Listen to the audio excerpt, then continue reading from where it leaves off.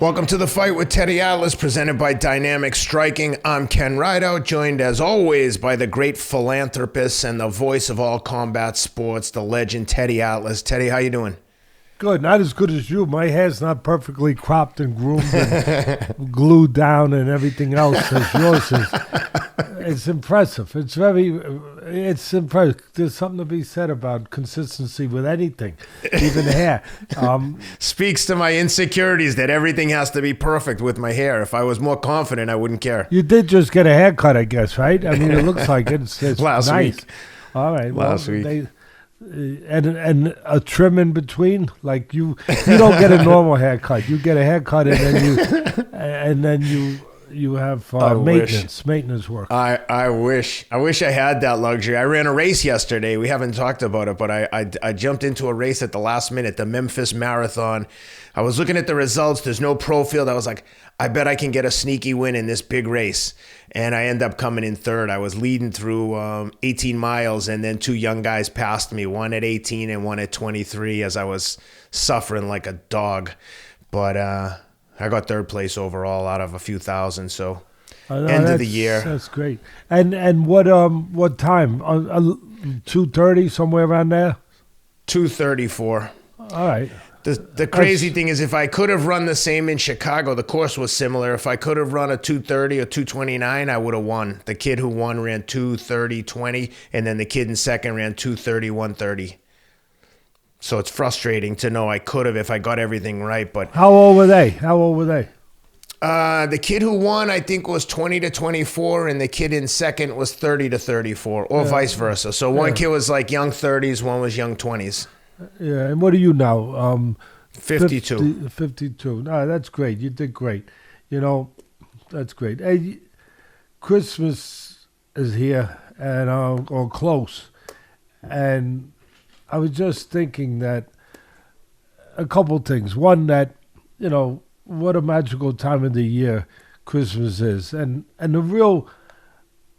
I get reminded how magical it is because I got 4 grandchildren, one in Vegas, a little buddy, Teddy, he's 5 years old, and then I have 4 of them now, 3 of them now living with me and Elaine, and 2 of them have been living with us almost the last 4 years since COVID, and when they moved in with us for a couple months, and here we are 4 months later, they're still here because, you know, they never got around to getting a house. They were going to buy a house. They had sold their house in Jersey, my daughter and her husband, and they were going to stay with us a couple months because during COVID you couldn't really go house shopping. We're just glad they stayed.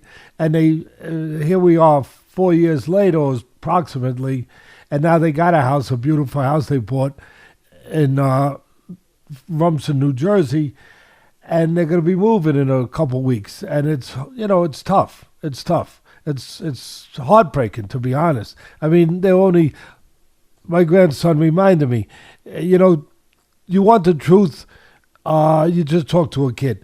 I was feeling down. That's for sure. I was just feeling sorry for myself, like, I don't know what I'm going to do without them. And my grandson tells me the other day, he goes, Papa, it's not that difficult. All you have to do is sell your house and buy a house near us. That's all you have to do, Papa. Or he gives me an option. He's so smart, 6 years old. He goes, or you just move in with us. It's your choice. But you don't have to be alone. You don't have to be without us, Papa.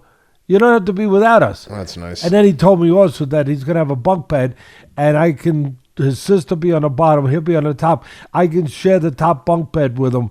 And I said, what if it gets crowded? If it's too, you know, if we don't have room? He said, I'll just sleep on the floor.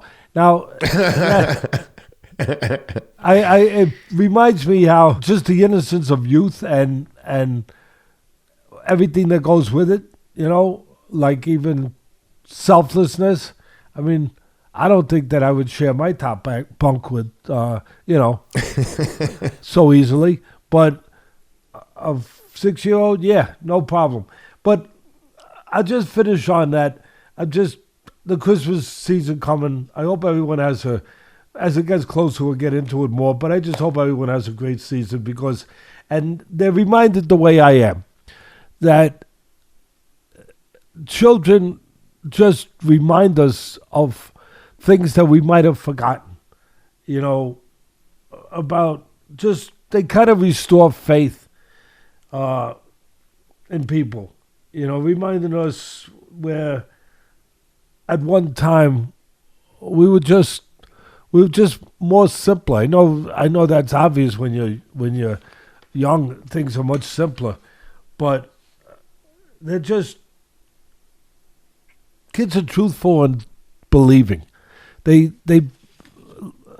going through the time here now where my daughter every night is busy writing the letters from the elves, because they leave a letter for the elf every night before they go to bed. The elves move around. So she gets up, she moves the elf around. So the elf moves around. And the elf says, I only move around when you guys are sleeping. I check on you. I make sure you're being good. I report back to Santa. It's great. And it's those mythical, magical times and stories of Christmas. And, I was just thinking because they come down every morning, they have a little mailbox, and they check to see if Santa got their letter. And they check to see if the elf moved. And if the elf left them a letter. And the elf, like I said, always leaves a letter that, we're checking on you, you're doing great, keep up the good work, you're doing good in school, you're doing good in soccer, little Joseph, all of that stuff. And again, it just reminds me of how trusting, how believing they were in everything. Yeah, I'm not saying you have to believe in Santa after a certain age or elves after a certain age, but you got to still believe in people. You still got to believe in the goodness of people. And it's hard sometimes. As hard as we get older. It really is. And they still keep things simple in the most important ways that, remind us that we make it too complicated sometimes, that you still can believe in people. You still can make magic in your own way, just by keeping your word, just by caring, going out of your way to do a little extra something for somebody. You can kind of do what the elves did when you were little, but you could actually do it yourself. And it's just something I just want to say before we started real quick, that it's just a restoring time of the year for everyone. Like I said, it's restoring for me of faith in people, reminding us that we were all once, as kids, are just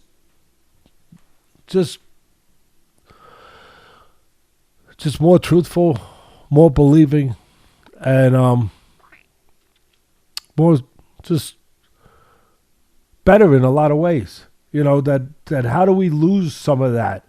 I understand losing some of the innocence as far as, fairy tales and all that stuff. But how do we lose the other stuff? How do we stop being just basic, caring human beings? Does that get chiseled away at us a little bit? I mean, I know some lose it less than others, but I think it's a time of year that you could just get restored a little bit, get refreshed a little bit, get reminded a little bit. Anyway, that's my Christmas story. I just wanted to say that. And I'll tell you this one quickly. My youngest son, so we're down to one kid left believing in Santa, just Cameron, who's 8. But now the other kids all know the truth, but we've had a long talks with them and tell them, guys, once the last kid stops believing, the magic is over. We're going to have Christmas still, but it ain't the same. Right now, we have one guy that still believes, so it's up to you guys to keep that going as long as we can. Maybe we can squeeze another year out of him.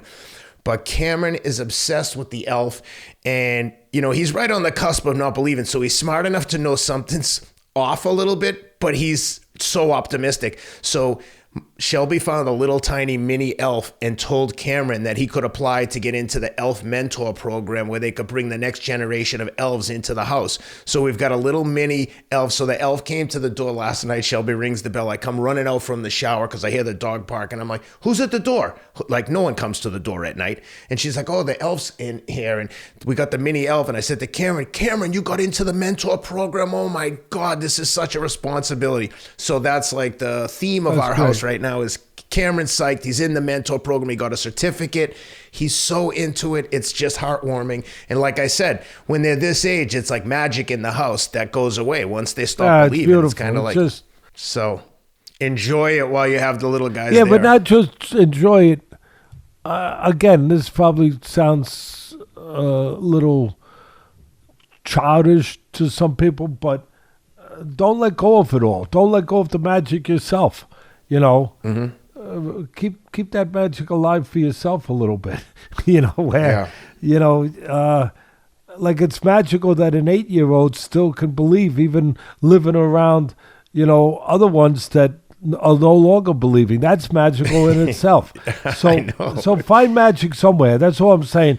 And the only problematic thing about Christmas with the innocence of kids, and the beauty of all of that we just finished describing, I think to a pretty good level, is that when you we went to the mall over the weekend, me, my daughter, my wife, and the kids here, and we saw Santa, and they're in Santa's lap telling Santa, what they want and everything, and of course they write their Christmas list of what they want.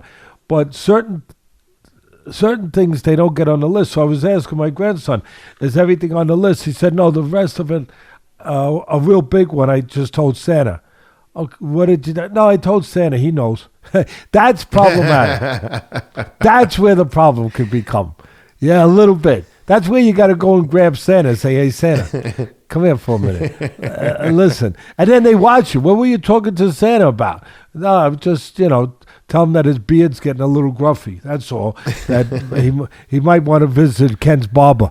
So, anyway, other than that, everything is great. Let's obviously get into the fights. Let's start with the zone over in the UK.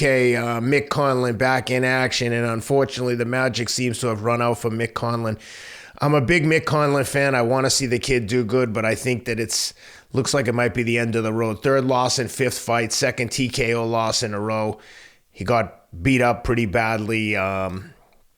It's unfortunate, I think the kid had so much potential, and I have a different look. When he fought his first fight on ESPN, second fight, whatever it was, some years ago, I was still calling the fights, and I remember saying I wasn't impressed. And that's true. You've been consistent with that. And listen, he won a title, whatever, for a couple minutes. He did better than most people do, and he made money. God bless him. And he was drawing pretty good over in Ireland, and so he's done what a lot of people don't do. He's won a title. He's been to the mountain, and that's great. I want all fighters to do that, even though they can't all do that. But I remember when I said that I wasn't that he had some road to plow, so to speak. He still had to get better in certain areas. He didn't love it. I remember after the fight, I was going back to my hotel. They were driving me back, and him and one of the top-ranked people asked if they could get a ride with us. So they jumped in. They rode back to the hotel with us. And I could see he had been told already that, whatever he said critically but constructively critical, so he could improve, that he just needed to get better in certain areas. Because, see, he was respectful. He's a gentleman, a good kid. But, you can see the top-ranked guy around him is probably telling him what he wants to hear. That's one of the ways they survive. Not by necessarily being their friend by telling them the truth, but by being their friend by insulating them from the truth and making them happy for the moment. And, but when you mature, you gotta learn those things a little bit. So the thing that I thought that he hadn't garnered yet was the ability to let go, to shed some of the amateur habits and get into some of the pro habits. What I meant by that was, first of all, either you're a puncher or you're not. Punches are born and not made. He couldn't punch, but he was a good boxer. But in the amateurs, you just drew punches. All they did was really, they taught you or emphasized to you, throw a lot of punches, 3 rounds, you win the fight for the most part. But in the pros, you got to learn. I had to teach this to Povetkin, and he was a gold medalist from the Olympics when I started training him years ago. 14 years ago, whatever it was. And then we won the heavyweight title. But he just drew punches, and he was getting nailed. I had to teach him, no, you got to throw the right punches at the right time. And sometimes the best punch you throw is the one you don't throw. That you don't just throw them, because when you just throw them, you leave yourself open for something on the other end. You have to throw the punches at the right time, the right place. And he didn't learn that really. He just throws punches. He goes out, he throws, he's out hustling, he's doing good. But the problem is when you're just throwing and you're not paying attention to when not to throw, you can get timed. And that never left him. He never corrected that. So anyway, about a minute and a half into the fight, he was a big favorite. The only one there was my son-in-law, and I was like, oh man, I got to share this with someone, because Gill, the guy he was fighting, is a big underdog. So about a minute and a half in, I said, Conlan's going to get knocked out. So he said, really? Why? I said, I just see something. And those are the moments where, I got to be honest, where I miss commentating, where I could have those moments. Because if not for nothing else other than to maybe let the fans, hear something that you don't always hear too often. But also maybe everything is gambling now. So with the gambling now, when I say somebody could go make money, because I was actually thinking at that moment I said it, he was still a huge favorite. I could have told. That's the beauty of Twitter. You can get your voice out there instantly to everybody. Yeah, I didn't because I just didn't feel like I had time. But you're right. So about a minute and a half, because I marked it down, I said, he's gonna win by knockout. And the reason I said it was he was able to get in the pocket, remain calm, Gill that is, and punch while Conlan was punching. In other words, Conlan would throw too many, and Gill, same thing I saw in his first pro fight. It never got corrected. And maybe if he listened, maybe he would have corrected. I don't know. But I saw the same thing I saw early on that, again, was still the same, where Conlan would just throw, and if you're calm enough, you could throw with him, and you could nail him. And that's exactly what Gill did. He nailed him. I forget what punch it was. I think it was the right hand. Conlan was in the middle of throwing, bang, he nailed him. He didn't drop him or anything. That was to come in the second round. But when he caught him that clean, that was enough for me. I said, oh, wow, he's going to knock him out, because he knows what I'm talking about. He knows that this guy's going to leave openings by just throwing too many punches and not really being selective to what punches he throws at what time. And sure enough, it didn't take long. Second round, he's dropped. He gets dropped with one of those time punches. So anyway, at the end of the day, the quantity of punches that Conlan was throwing just didn't meet the quality that do more damage by a guy like Gill. And that really says it all. I just want to look at the notes. I want to get through this fast. At the end of the day, that's what it was. For a second I thought the referee might have stopped it a tiny bit quick, but I don't think it mattered, because Gill was getting to him in spots. When Gill wanted to get to him, he got to him. There were spots where Gill didn't do anything, and Conlan was doing what he does. He throws a lot of punches. He's a very game kid, and he was grabbing those rounds. But then as soon as Gill got in the pocket and timed him, he was landing, obviously, the more effective punches, and it was just a matter of time He hurt him. The referee stopped it. He had him up against the ropes. But if he didn't stop it at that moment, he would have hurt him again, probably put him on the ground. And as you said, I think it's time for him to move on. He's a smart kid. He's a kid that, as I said, he's done what most people never get a chance to do or have the ability to do or the heart to do, win a world title. Congratulations to him. Let's move on now, because you know why? I'm making a pre-New Year's resolution. My son brought this up to me, and it's a test of how honest I can be, because I'm always saying that I want to be honest, and I want to be more honest every day. And I always say that in reality in life, we all submit. We all lie a little bit. It's just a matter of how important, how big, and how small, and how less we can lie in the future, or submit to things we wouldn't want ourselves to admit we were submitting to, compromises that we all make in life to get through the day. And my son, he didn't bring that up, but I brought it up to myself. But my son was saying, and like I said, it might be a pre-New Year's resolution, where I could just be shorter. Not my height. Nature and the process of time has unfortunately taken care of that process for me. I think that I got that myself. But just a little shorter, a little more and concise and get out. And one thing he did say, he said, Dad, you should never really be too much shorter with your analysis, because it's nobody matches it. And that's the son saying, so I don't know if that's accurate, although he's a smart kid. But he said, your analysis really, people like that. I mean, they don't get it anywhere. Not only because of how accurate you are, but how you go to places that someone else just wouldn't go. They wouldn't know how to go, or they wouldn't want to go there because it would bring on what it brings on. People like Shakur Stevenson, other people out there that will, send a little hate your way, thinking that you're being hateful. And I'm not. I'm just doing my job. And I'll continue doing that. I won't lose that. My son told me, don't lose that. And I hope the fans out there don't want me to lose that. So I won't.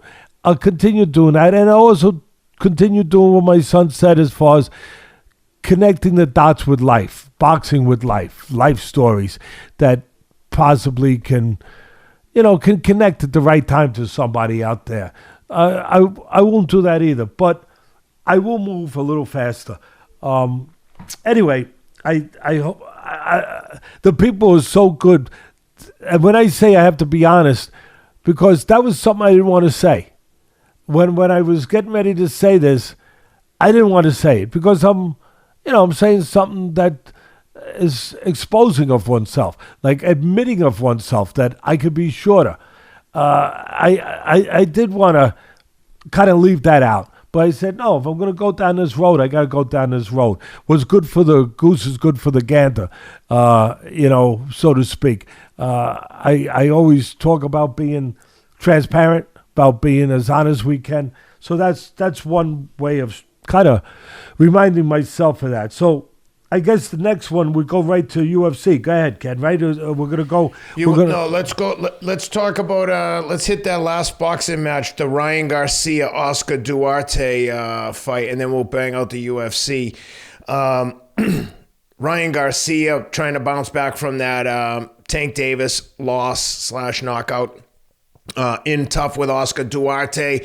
Very awkward fight. Early on, Ryan seemed to be employing like a shoulder roll, but almost turning his back to him. And then, of course, Duarte's ripping body shots, which are basically hitting him in the back. But it's like if you're turning your back to him, I thought it was an awkward spot for the ref, because if the kid's turning his back, how am I going to avoid punching his back if I'm throwing body shots? Nevertheless, I want to get your thoughts on that shoulder roll/back turn move.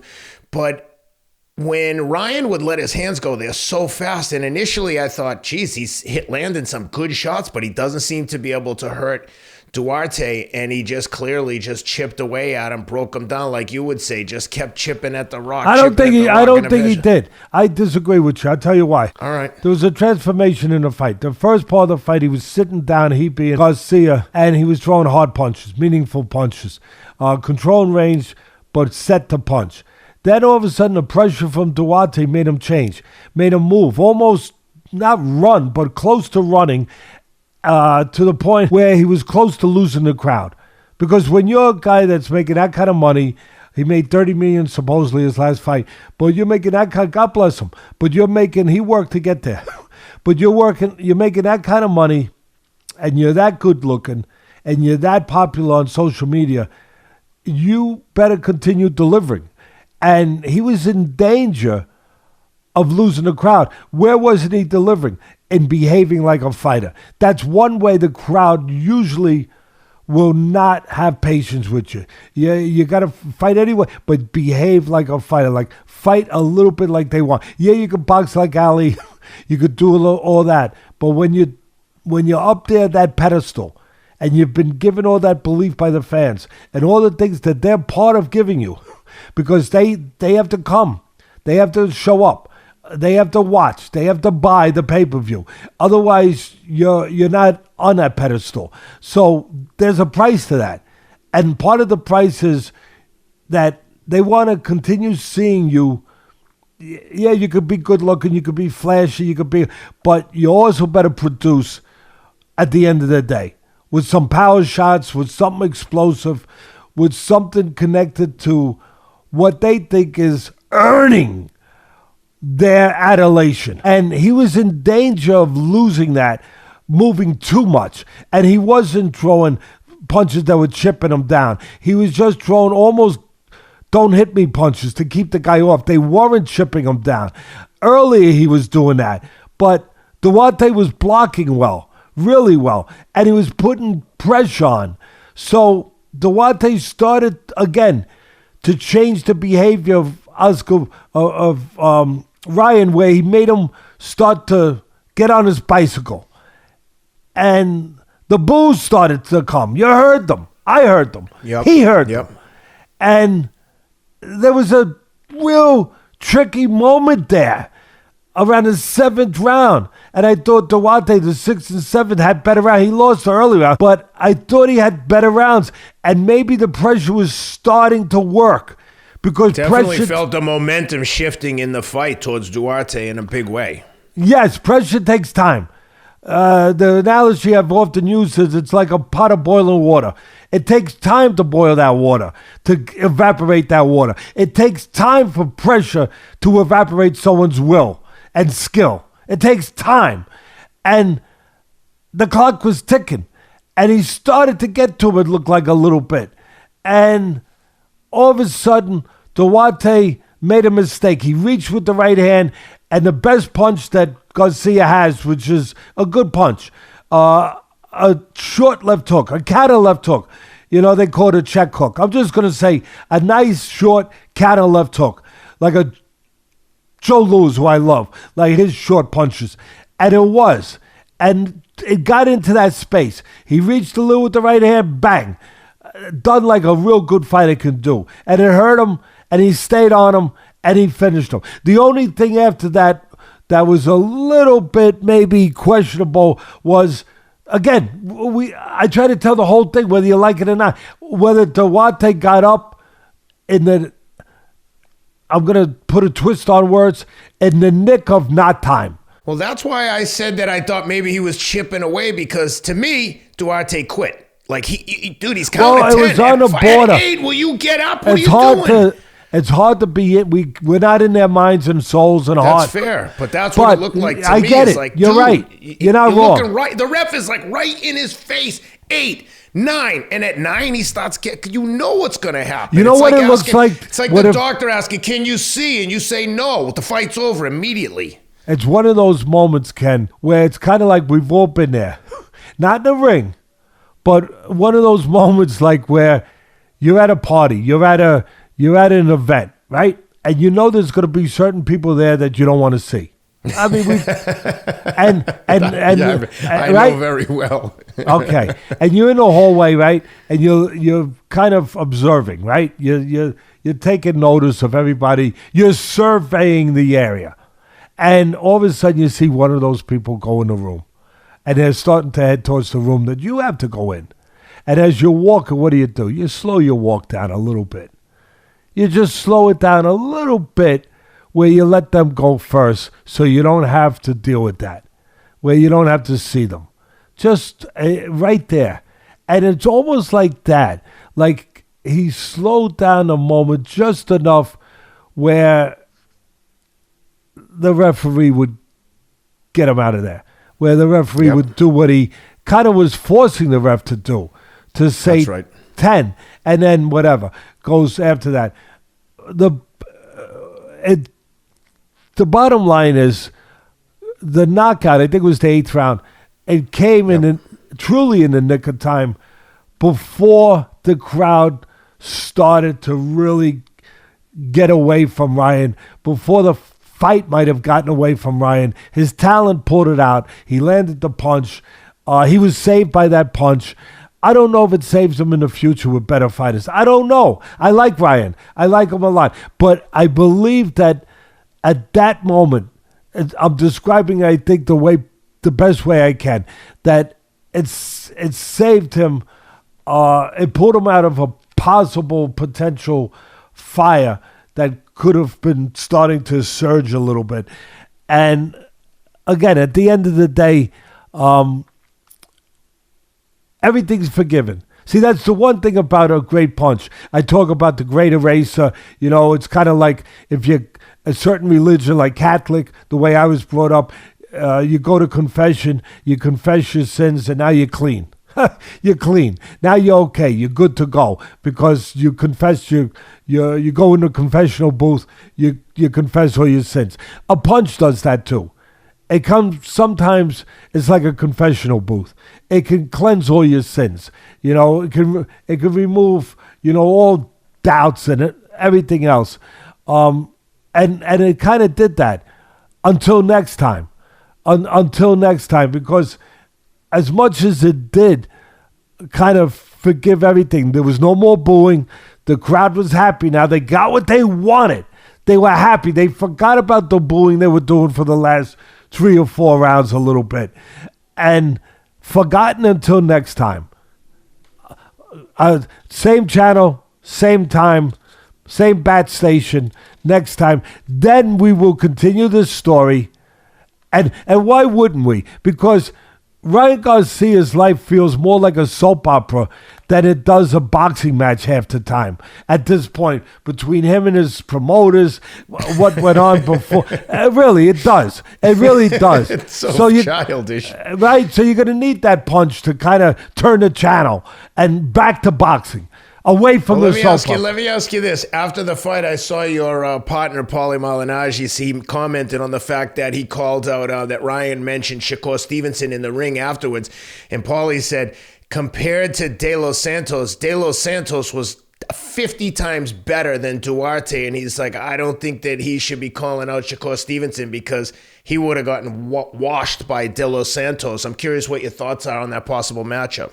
Paulie is a smart, honest kid. He lost his job at Showtime, and he was a tremendous, tremendous color commentator. And he lost it for being honest. Let's be honest. Isn't that funny? But he lost it for being honest. People say, be honest. Then you're honest, what they do? They freaking fire you sometimes. so yeah, Paul, I understand what Paulie's saying. And I'll say this. Duarte, I'll give him a little more credit in some ways than Paulie. I'll say Duarte, it could have been a lesser opponent in some ways. Duarte was game. He was strong. He was aggressive. He was going to make you beat him. He wasn't going to let you get a freebie. And that's coming back off the knockout loss with the time of inactivity. That's better than some people do when they choose their next opponent. He was fighting a guy who was going to make you earn it. And you know what?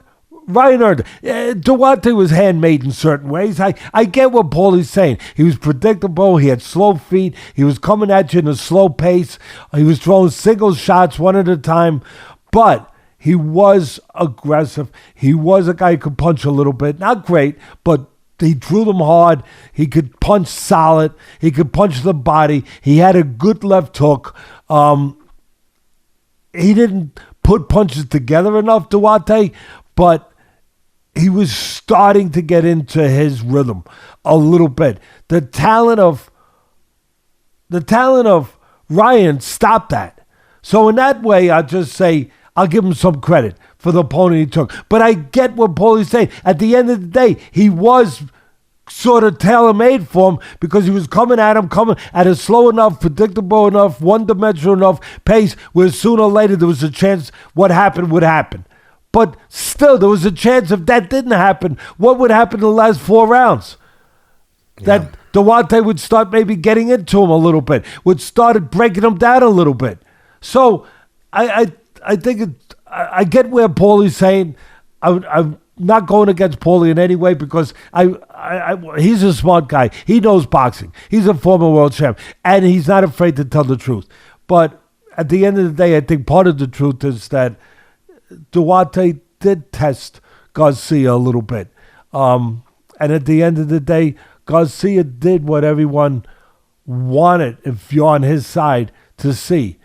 He was able to land a punch that shows he's a qualified puncher and gives him a chance to always be able to compete at the next level. Do I right now, if you put a gun to my head, do I right now think that Garcia is ready for the top guys there at 140? The Haneys, the Teofimo Lopez. Yeah, Teofimo. Is he ready for the Teofimos, for the Haneys, for all those? We got to see what happens, of course, with Prograis and Haney. But is he ready for all those guys? If you put a gun to my head, right now, no. Right now, no. But tomorrow, we'll find out. That's what we do. We wait for tomorrow. One of the beefs Ryan was having with his promoters is I think that he was implying at the press conference that Oscar and Bernard thought that Duarte was going to beat him, and that's why they were matching him, which is crazy to think that your promoters are putting you in purposely with guys they think can beat you. But then Oscar came back and said, we've made a lot of money for Ryan. He made $30 million against, or whatever the number was, against Tank. I wanted to say, Ryan Garcia could promote his own fights and probably get as much, if not more. He doesn't need Oscar De La Hoya to promote him. So they seem to be locked in this relationship that they can't get out of. But it's funny that Oscar thinks he adds value when I'm like, anybody could do that for Ryan, and he could arguably promote his own fight just as well. Nevertheless, one thing that we should all be doing when the holiday seasons are here is taking our athletic greens. Go to athleticgreens.com/Atlas to take advantage of a special offer for all of our listeners. 10 free travel packs with your first purchase. We're all going to be traveling all over the holidays and probably staying up a little later than we should. So make sure you're taking your Athletic Greens, the all-in-one green drink. 1 scoop in the morning, mix it with 8 to 10 ounces of water. Couldn't be easier. It's the all-in-one green multivitamin. It's the only supplement you need as far as I'm concerned. athleticgreens.com/Atlas to get the 10 free travel packs. It's made from 75 whole food source ingredients, which is the best way to get all your vitamins, minerals, and nutrients from whole food sources. Check them out, athleticgreens.com. Let's talk about the UFC. Hey, listen, to finish on as far as you touched on early, when he was turning, I don't know what he was doing. It was a kind of a poor man's version of the Mayweather role. It was. That's I think right. that's fair to say. I know some people want me to comment on that. So I didn't think it was as bad as the commentators made it out, like he was like turtling and rolling on the ground. I was like, it might not be as clean as Mayweather, but I didn't think he was. It wasn't nearly as good as Mayweather. But listen, I don't know if he knew what he was doing, other than he was pretty honest. I don't know if he was honest on purpose, but Ryan was like, I was trying to slow down the momentum. That speaks to a large issue down the road, where, in other words, he's almost insinuating that he wasn't taught how to deal with the pressure. In other words, I'm coming up with that because I was trying to slow the momentum. Well, there are ways to slow momentum down if you're taught those ways in the gym. There are ways to do that. But Teddy, to your point about being taught, he's bouncing from trainer to trainer. I don't think it's the healthiest game plan. That's fair. So what I'm saying is, when he was doing that, I don't know if it was, people say, he tried to be Mayweather. And I think he was just, as he said, he was trying to find something to alleviate the pressure that was being put on him by Duarte. And he wasn't sure what that was. And he was kind of That's right. making it up as he was doing it. And the one thing to the commentators, they did a good job. But the one thing that kind of threw me a little was early on he stepped straight back. He's got a habit of stepping straight back. Does Ryan, and he got touched with the hook at the end of the hook. Not solid, but he got touched with the hook. It could have been bad because he kept doing it. It showed that Duarte could step with him and catch him, which I always say is a problem when you step straight back. Guy steps with you, he can time you. And so the commentator said, basically, I'm trying to paraphrase what he said, and don't hold me for it because I don't remember exactly. But it was along the lines of he hasn't corrected mistakes. This is not good. And it was like he was saying the new trainer, because he was with a new trainer, hadn't corrected the mistakes. This is, this should be corrected by now. He shouldn't be doing the same thing wrong. And then by the end, when he landed the punch and all was forgiven, all was forgotten, it was kind of funny because then the commentators were like, what a great job. It's so predictable. Yeah, like I'm just saying, I get it. But like, what a great job. Well, like that's all washed away, like a rain washes away dirt. It's all gone. Would you say, in hindsight, Teddy, would you say that he won this fight purely on talent and didn't really have the right necessarily game plan? Like he wasn't necessarily doing everything right. He hit that punch when he had to, but the momentum was shifting massively. It looks like he relied purely on his athleticism and instincts. Partly. Which might not work against a better opponent. I think he had a plan. I think he had a plan to control range. He just couldn't stay set to control. He's not confident enough yet in that area to stay set, to step out, catch him, step out, catch him, step to the side, catch him. Your feet are grabbing the floor while you're doing it. He got on his tricycle to do it because he wasn't sure he could do it standing without being vulnerable. That's what I think it was, that he hasn't really found what he has to find as far as his ID in the ring, his identity in the ring. I think he had the right idea that I can't stand in front of this guy coming. I got to move. I got to create distance. I got to create angles. I got to create counterpunch opportunity. He had the right idea. The execution of it, I think, is still a work in progress. And gotcha. I want to stay true to my word. We're moving forward. The only guys who could be, the only time being shorter on a podcast doesn't really apply is when you're at the top echelons of the Mount Olympus. That's exactly right. Like a Joe Rogan and a Lex Friedman. If you're at that top clouds up there, then you could go 400 hours on a podcast, and I don't think it would matter because they're so good. How was your chat with the physicist and one of the great intellects of our time, Lex Friedman? How was that? It was great. I thought it was great. I hope he did too. But I found him to be not just smart, but genuine, and just his core. Forget about his, the stuff above his shoulders. The cerebralness, we know that's pretty special from what he's done. He's graduated MIT. He's a scientist. Oh, forget about it. But his core underneath that, as far as what makes him a person, I was impressed by. That he's he's also a jiu-jitsu black belt. Yeah, I know. This guy is like, he's a I'm just serious impressed. Guy. No, very serious, very smart, as you said, but also humble. I know that's a word you probably didn't expect, but I just found that for a guy with that kind of accomplishments already at a young age of 40, that he's humbled. And that means that's him. That means that, he's got that core of a person that you would hope that somebody, no matter how accomplished, would always somehow retain. I like being with him. That's the best thing I could do. When I walked away, I felt like I met somebody that was a good person and that my day was a better day because I met him. How's that? All right? Oh, nice. That's as nice a compliment as you can get. Before we move on to UFC, quick reminder for everyone listening. Thursday, we've got the Regis Prograis versus Devin Haney fight plan coming out. If you're planning on watching the fight, betting on the fight, any or all of the above, Please check out the fight plan before you watch the fight. Hopefully the fighters will get to see it too, and they've implemented some of the things that Teddy pointed out as to what each guy can do to win the fight, where they can take advantage of each other. As always, Teddy provides a couple different points that each fighter can take to give him a better chance to win the fight. But I'm looking forward to this, obviously. We like Regis Prograis, no problem with Devin Haney, but certainly we'll be pulling for Regis in this one.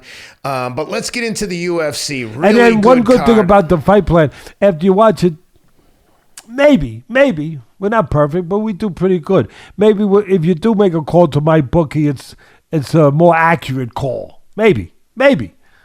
Yep, let's get into UFC. Let's start on the undercard with Joaquim Silva. Gets the decision 29-28 on all three scorecards against the veteran Clay Guida. Clay Guida always comes in like a Tasmanian devil, and this fight didn't disappoint. All action all night, and Silva gets the decision. How'd you like this one? Wow. What a chin and heart on Guida. I mean, all these guys, I get it. But really, he ate a ridiculously huge, clean uppercut. Then elbows in the first round, and then he gets to his feet, and he gets through the round. Wow. Then the second round. By the way, 41 years old. 41 years old. Unbelievable. He reminds me of that other extraordinary human being and fighter. What was his name? Teixeira? The guy that in his Glover.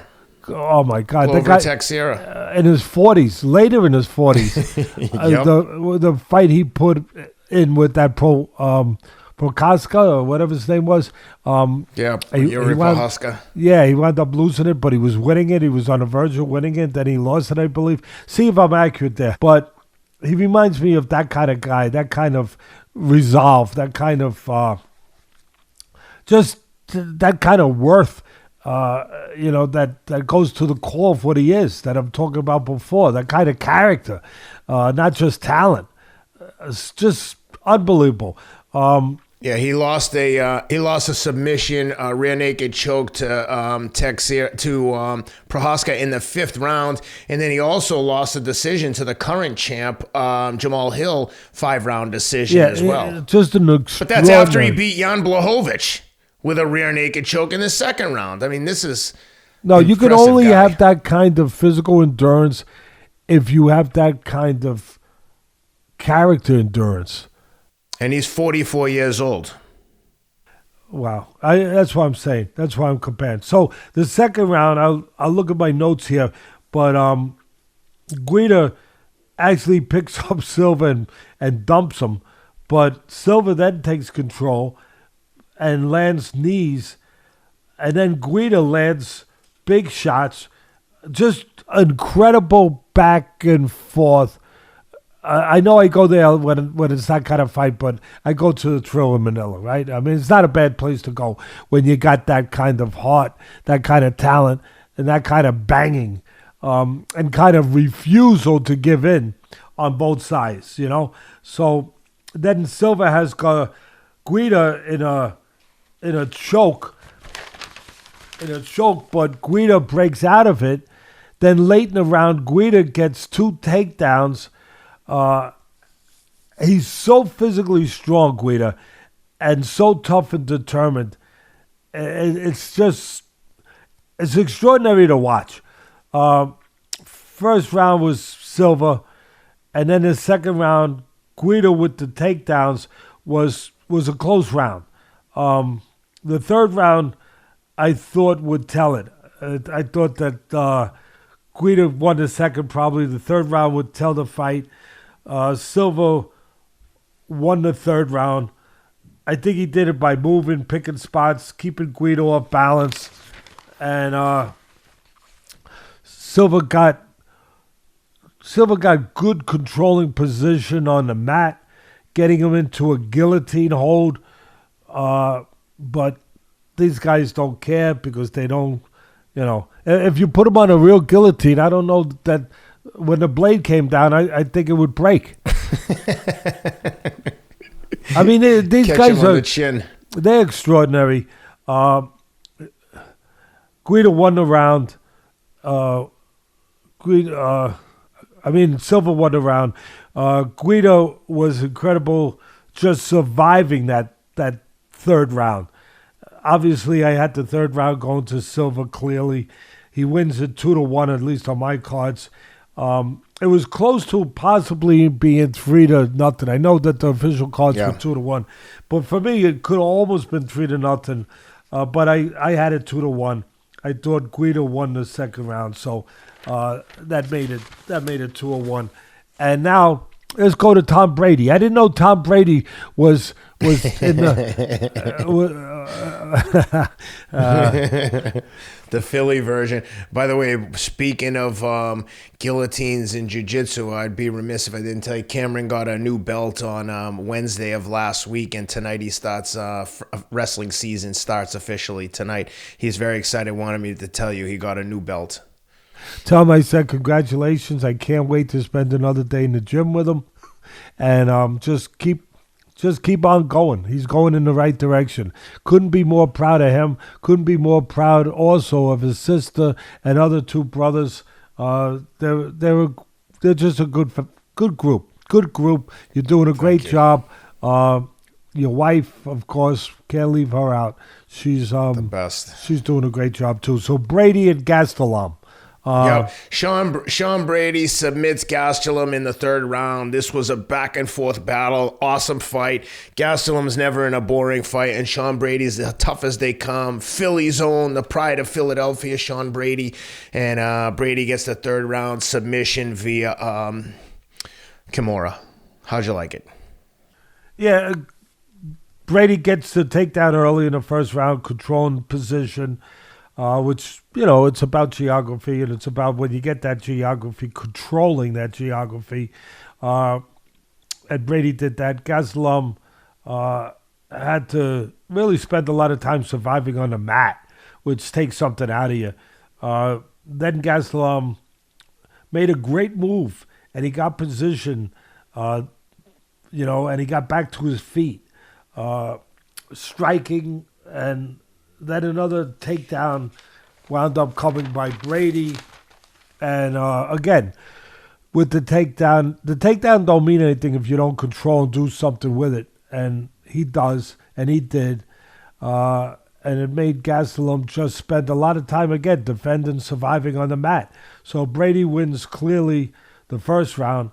And Gastelum, who's a southpaw, early second round, Brady, again, gets the position on the mat, controls the turf war, if you will, getting that geography he wants, and controls on the mat again. Boy, he's really good there. I wound up making a note to myself, Ken. Brady is a genius on the mat. That just came to me that when I said, let me mark this down. I want to make sure I say that.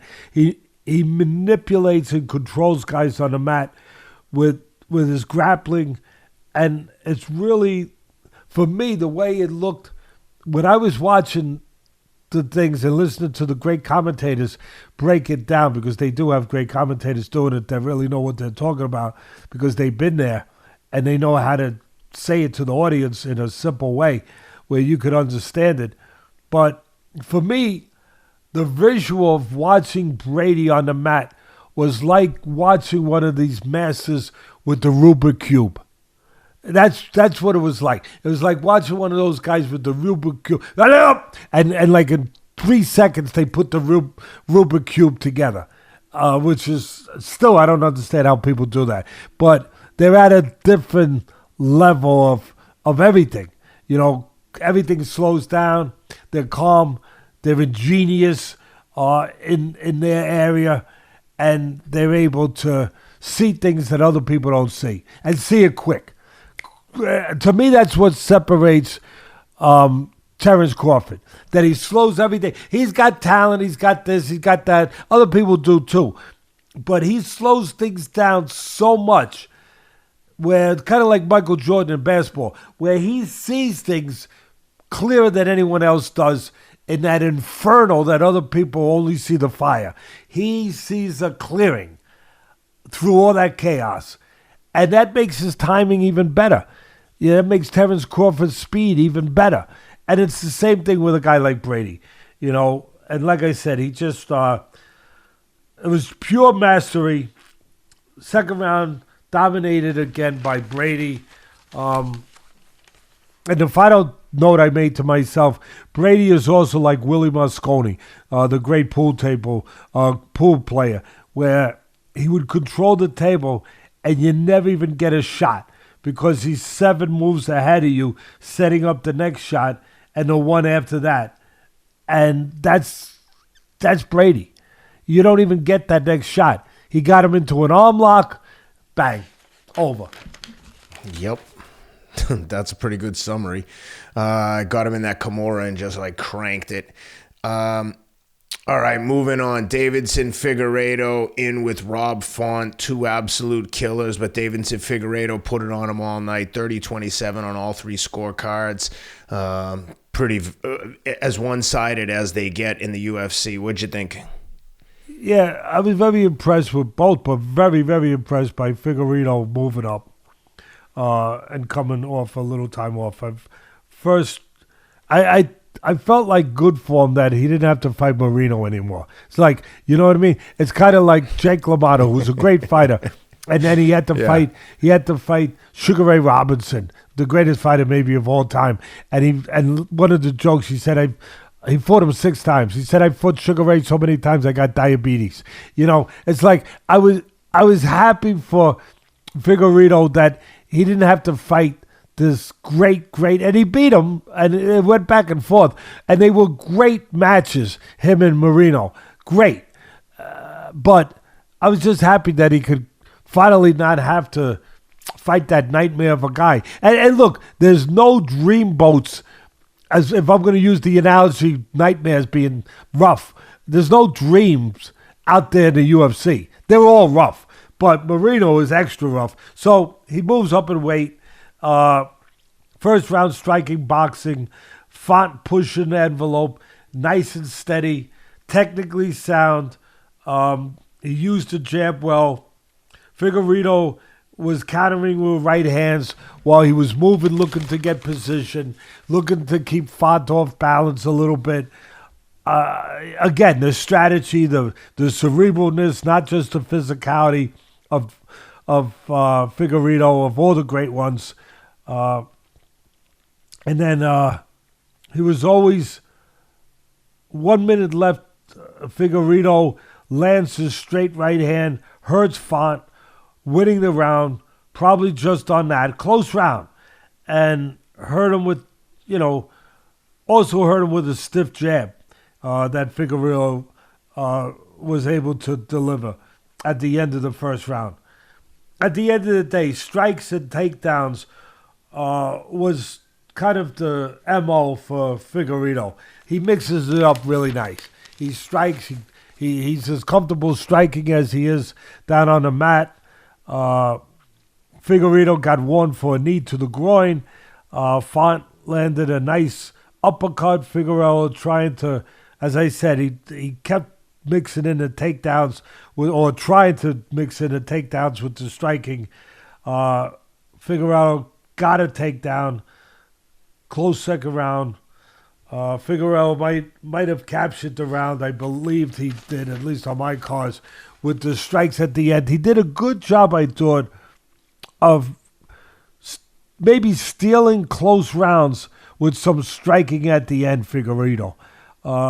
And, of course, the takedown, I think, was early in the second round. So after 2, I had it 2-0 Figueiredo.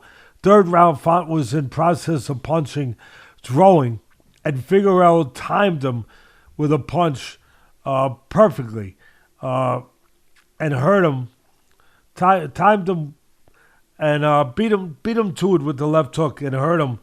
And then later on, dominated Font on the mat after getting another takedown.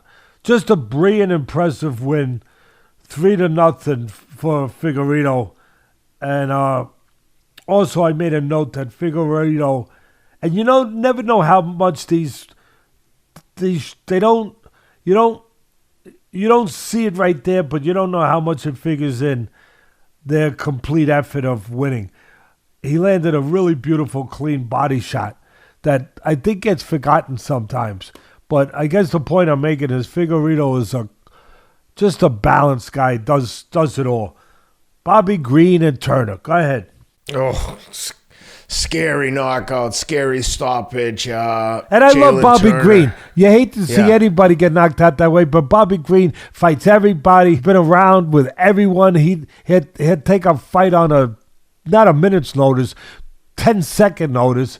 Have gloves, will travel, fights everyone, but was in there with the wrong guy on this particular night. Yeah, Jalen Turner catches him. Bobby's face down, doing his best, kind of unconscious, but his hands are kind of up, and the ref just lets him take a savage beating.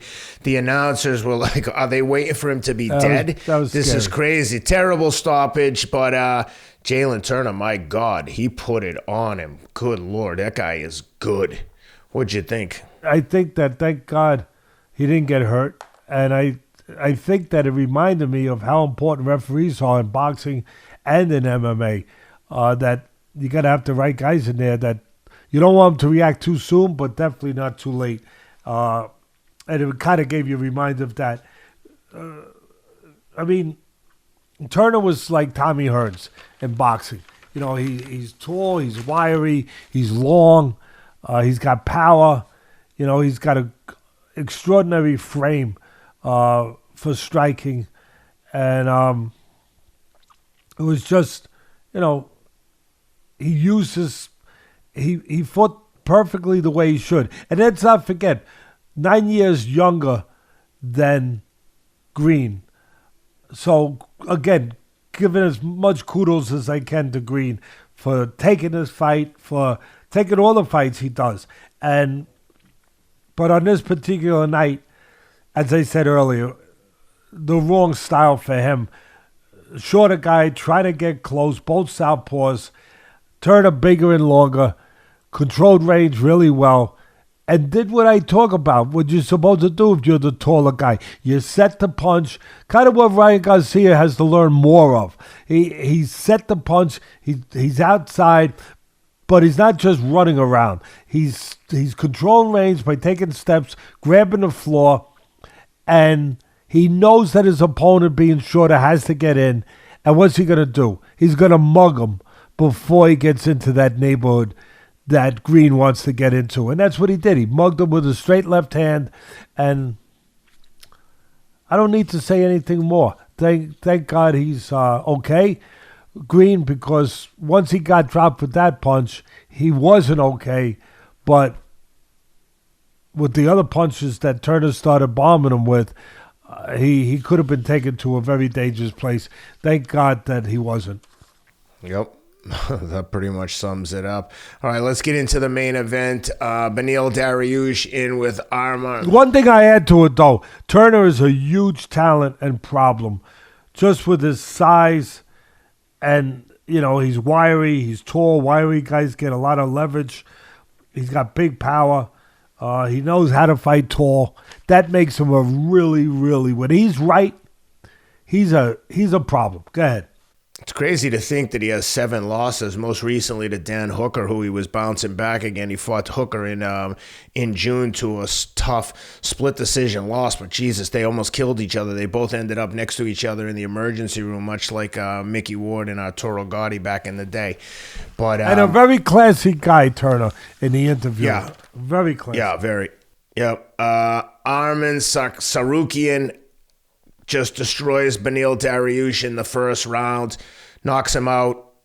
I mean, not a lot to say here. This kid is a friggin' wrecking ball, 21-3. Even a guy like that, though, you look, this guy has 3 losses. It's crazy to think, but he lost to Gamrot, who also beat Jalen Turner, as it turns out. Nevertheless, big win for Tsarukyan. See what he moves up in the rankings here. I don't know what he came in ranked, but I think maybe they were like 4 and 8 respectively, with Dariush ahead of him. But Tsarukyan is certainly in line to take on a number 1 contender and keep climbing the ladder towards a title shot. He looks unbelievable. What'd you think? First of all, the first thing that struck me when they got in from the visual was Dariush looked so much bigger, and of course he looked older too because he's got gray hair. My son Cameron said to me, "Dad, why is that old guy in the cage?" I said, "No, buddy. Some people just get gray hair. He's not old. His hair is just gray. If he didn't have the gray hair, but it is funny to see someone that gray getting in the cage and in that kind of physical condition." Yeah, and he is 7 years older than Tsarukyan. But some people get premature grades. Some people don't use hair dye, quite frankly. So anyway, Dario, he looked bigger, but that wasn't going to last long, right? Dariush is southpaw. All I can say is what everybody must have said when they saw it. Wow, to see Tsarukyan in 1 minute. I think what was the time? It was like 1 minute. 104. Yeah, 104. Unbelievable. A minute. And here's what it is. I love the way he did it. Not just the pure force of it, but the delivery. People know delivery system is a big thing for me. The cerebralness, big thing for me. How technically you're solid, big thing for me. Because you could have all the power and talent. Without those other things, you're not going to be able to use those. You're not going to put them to best use. You only put them to best use if you do have technique, if you do have the right delivery system, if you are calm in an uncalm environment. Then you could take all the great talent that obviously Tsarukyan has, and you can serve it up on a platter. And he served it up on a platter. His knee basically served as an uppercut in boxing, to raise the head up, to raise up his head, to land the clean right hand. Just a great, brilliant setup. Mind and body, yes, a physical final result, but the mind and body working in conjunction, just working in rhythm perfectly. Set up really that devastating 1 minute and 4 second knockout. And again, set up by his fighting mind and intellect and calm enough to execute it. Just tremendous, tremendous job. First part of the setup was a throwaway right hand to the head to get Dariush to cover up defensively. I don't want anyone to miss that. He threw the right hand, kind of a throwaway punch, to get Dariush ready for what was about to be dropped on him. He had to get him ready. Before you cook the turkey, you have to baste it, right? Yeah, you have to get it ready. And then you put it in the oven. We just went through that in Thanksgiving, right? And then you put it in the oven and you go and you cook the turkey. Same thing here. He gets Dariush to cover up by throwing the right hand. Then he had him in position where now he could grab him, and he did, pull him into a knee. As I said, that set up the big punch on top. Then, of course, he jumped on him for the finish. Just great execution, great thoughtfulness to be able to see what he saw and be able to go out there and execute just the perfect way of finishing the fight. Just tremendous. Yep. Well, that's what do we got? So, like I said, with Thursday night we have the preview, the fight plan for Haney versus Regis Prograis. But let's give a quick preview here. I know the fans want to hear what you have to think about this in summary from what we broke down on the fight plan. But what are you looking for in this fight from each guy? I like Haney. I like both fighters. And Prograis, I've talked to him before, asked me for some thoughts before his title fight, his second title fight that he won, that puts him in a special esteem class, winning 2 titles, not just one. And I talked to him and gave my thoughts of how that fight would go and, kind of my own idea of a fight plan for him. He went out there, he did his thing, he executed, he won the title. His last fight, he didn't look good. I don't know if, I think the style of the fighter that he was in there, Prograis says, I've had a lot to do with it. Very difficult style. A guy that controls the outside, a guy that doesn't take any chances at all, makes you take all the chances, puts the burden on you. Very difficult guy that's always defensive conscious. So he didn't look good. I don't know if it's because he's getting old or it was just his style. I don't think it's because he's getting old. But I like Haney to win. Prograis the bigger guy. Haney's moving up to his weight. Where I think it's going to play out is Haney does his thing. His thing is to control the outside. Now, I will give you this. In his last fight with Lomachenko, he made a change. He bent his knees. He sat down more. He looked like he wanted to be more of a power puncher. Control range, again, maybe like Ryan Garcia needs to do at some point. But control range, not necessarily giving up his height or his reach, but control range on the outside where he also could be very productive with power and with putting punches together. Haney's a sharpshooter. Nice, clean punches. Really, really the guy that reminds you of why the word sweet science was first applied to boxing. He does it like a science. I think where he has the advantage with Prograis has the burden of coming to him.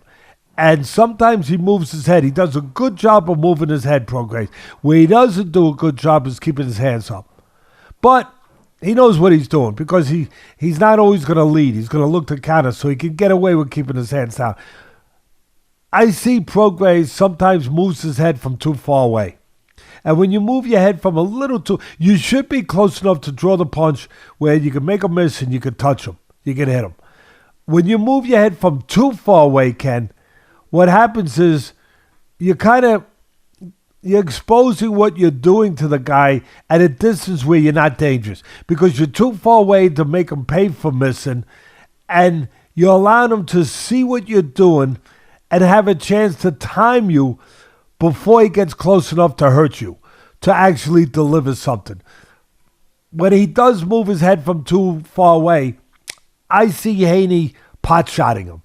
Control range, pot shotting him, bop, bop, bop, and then stepping out again, stepping to the side, trying to fight that kind of fight. It's going to come down to, can Prograis put enough pressure on him to break him down to a certain extent, to get him to trade with him in a geography that is better for Prograis and not good for Haney, instead of on the outside where he does have the edge to counter him coming in.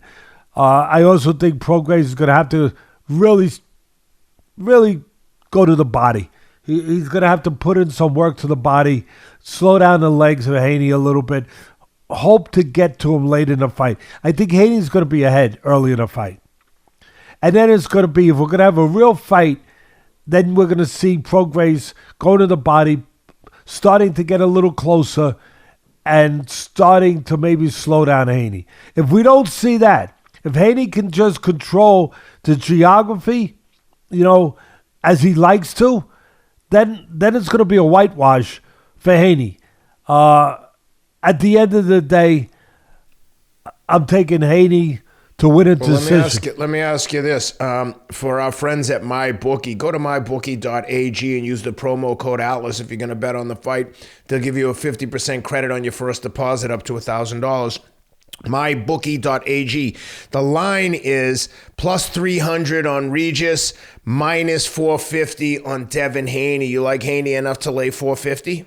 I don't know that I want to lay that kind of wood because Prograis, Haney's got a good chin. They both do, but they've both been, shown that they can be hurt in the chin, which some people to a certain point in their career don't even show that. Even though you know that anyone gets caught right, they can be hurt. We understand. I understand that, but there's been times where a lot of people question the whiskers, if you will, on Haney. That he's, that you could get his attention there a little bit. Prograis is a bigger guy. Prograis, there's always a chance if he can land, maybe he can hurt him, and he can win that way, obviously. Haney's thinking he can hurt. I'm sure he's thinking he can hurt Prograis, who I think got dropped in his last fight against a guy who's not a big puncher, but it's one of those things where I don't remember exactly what happened, but he got caught just right. It might have been a flash sort of thing, whatever. I'm sure that gives confidence to Haney that, hey, I can hurt. That confidence could hurt him because that could make him fight Prograis' fight in close enough quarters where Prograis does have the one chance really to upset the apple cart, to be close enough to land big and hurt him. I'm not laying that. I'm not going to lay that because of what I just laid out there. But I do like Haney to win. Not enough to lay almost $500, $400. But what is the over-under? Minus 600 on the over, plus 325 on the under. Okay, here's where I'm going to give you value on a play, hopefully. I like Haney. You want to go? You got that extra money? Go ahead. But I don't want to lay that much. So, although I can understand why the bookmakers made it where it's prohibitive to bet the over because everyone thinks it's going to go over, I understand that. I'm going to take a small play on the under. That if Haney's really on, I got both sides giving me a chance in my mind to make an argument for the under where I'm getting back a lot of money. One is if Haney's on that night, he could really be a sharpshooter, a surgeon with Prograis coming in from too far away and maybe get something done to get out to the showers early. Maybe. Not as likely because obviously the lines tell you it's not as likely. They're telling you it's going to be over. But on the other side of why I could take a little play on the under is what I said already. If Prograis is going to win, I think he has to hurt him. I don't think he's necessarily going to win a decision. I think he's going to have to hurt him. I think he's going to have to get close enough as the bigger man to land a bigger punch on a man who's naturally smaller. And that both of those reasons give me enough of a reason to take a shot on the under and hope that, I could get a little extra in my Christmas stocking because, they're not offering coal over there. They're offering some nice dollars. Over in Haney, you can get even money on the Why didn't you tell me that earlier? Good. I like that play. That's a parlay. I like that play. I will go. That's my play. I'll still put a little on the under, hoping that, my stocking gets really filled with extra stuff. But I like that play. I'm going to take the over and Haney at even money. I'm taking that all day. I love that. Why did you wait till the last second to tell me that? I was looking it up. I'm looking on my feed. I didn't even have the over-under, and Rob must have got his updated, so he's telling me on the chat that it's even money. I'm trying to look. My bookie feed wasn't updating. I'm glad you saw it. I'm so glad we didn't get off the air. I'm so glad we didn't get off the air without seeing that. I still take a little play against myself for that extra money, just a very small play. But I'm going to go for the under. But I'm going to go with the parlay. I love it almost as much as I love your haircut. I'm going to go. I'm going to go with the over and Haney winning. Haney winning the fight. Love it. All right. Well, I hope you win your bet, but I hope Regis wins the fight more. And that was a very thorough breakdown of all the action from this past weekend. Obviously, we'll be back next week with the full coverage of the Haney Prograis fight. But you got anything else, Teddy, before we say goodbye? No. What I always have, maybe not in my voice box coming out, but always in my mind and my heart, that everyone can kind of show more care for each other every day. I'm trying to do that. I hope we can all do that. And let me say that if you're looking for last-minute Christmas gifts, you can check out Teddy's book. It's also available, the Audible version, on audible.com. Atlas from the Streets to the Ring, A Son's Struggle to Become a Man. Excellent book. I've listened to it a couple of times while I've been running. And you can also get yourself some fresh boxing gear at boxraw.com. Check out the Teddy Atlas 36 collection over there if you're looking for some Christmas gifts. And of course, the dynamic striking videos are always there available if you're looking to learn the fundamentals of boxing. But with that, please leave a review, subscribe to the YouTube channel. You know the routine. Anything you can do to support the show would be much appreciated. We love having you guys with us every week. And Teddy, thanks for doing this again. God bless everybody. All right, we'll see you guys next week.